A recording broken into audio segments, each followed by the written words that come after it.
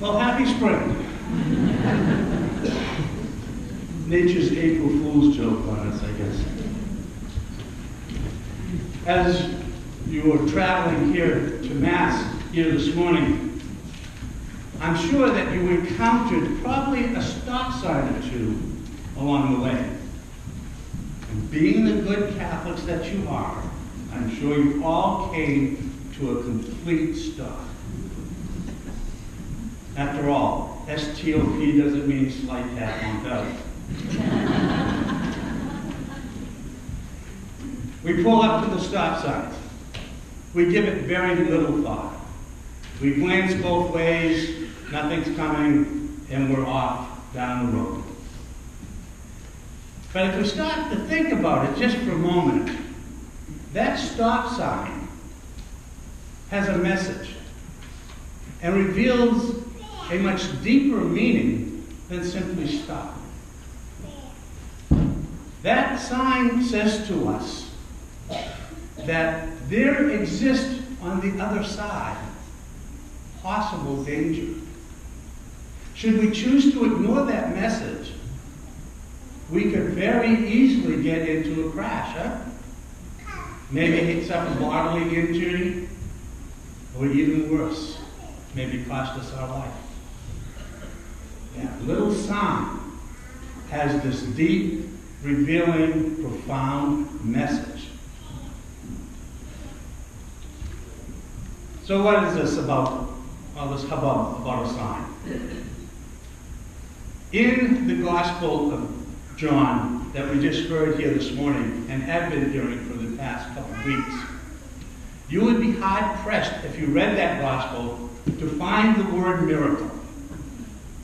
We hear it scattered throughout the other three Gospels, but John never uses that word.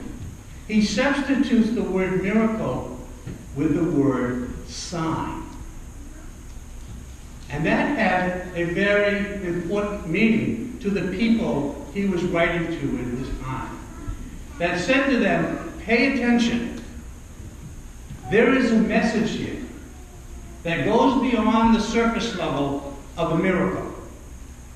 That these miracles, these signs, reveal to us something very important. And what that is they reveal to each and every one of us a very important characteristic about Jesus. That if we look beyond the surface level and really delve into the meaning behind each of the signs that Jesus does in this gospel, we will learn something about who he is. So that when you take all of the signs in Jesus, in the Gospel of John, and you put them together, you get a complete composite picture of their understanding of the role of Jesus in salvation history. For instance, Jesus feeds the multitudes. It would be very easy for us to say, wow, how did he do that?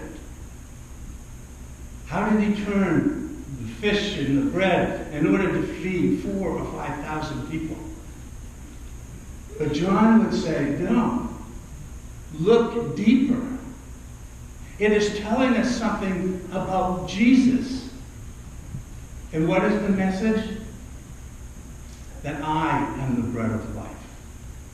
I am the one who comes down from heaven and feeds you, and nourishes you, and strengthens you, gives you the strength and the courage to go on. I am the bread of life. As John puts these signs together, they grow in intensity, and each one reveals more and more about Jesus until we arrive at this morning's gospel, where Jesus performs the most profound and the most revealing sign of all. He raises Lazarus from the dead. Jesus, I am the resurrection and the life. that in Jesus we have resurrection. We have eternal life. Now, I think this very profound miracle that Jesus, or sign that Jesus performs in this particular gospel, reveals something even deeper, something that each one of us can grab onto. Jesus goes to the tomb of his friend.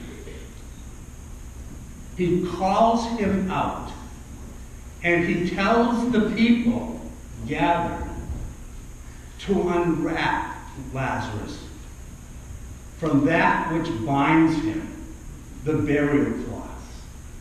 Set him free so that he may live his life fully and abundantly. I came that you may have life, and that you may have it to the full. Jesus wants that for each and every one of us, that all of us are able to fully realize all of the gifts and talents that God has given us, and to live life to its fullest. But we got to be honest. There are things in our lives which wrap us tight and keep us from reaching our full potential. I know over the past few years I have struggled myself with health issues and how debilitating that can be. I watched on TV the other day, we've all heard it, the opioid crisis that we have facing this state, that we have even faced in this community. How that addiction can rob individuals of their ability to live life to the fullest. There may be other things as well. But the bottom line of those things which bind us, those things which keep us from realizing our full potential, often all come from fear. We all face fear in various forms. The ultimate fear we face is the fear of death.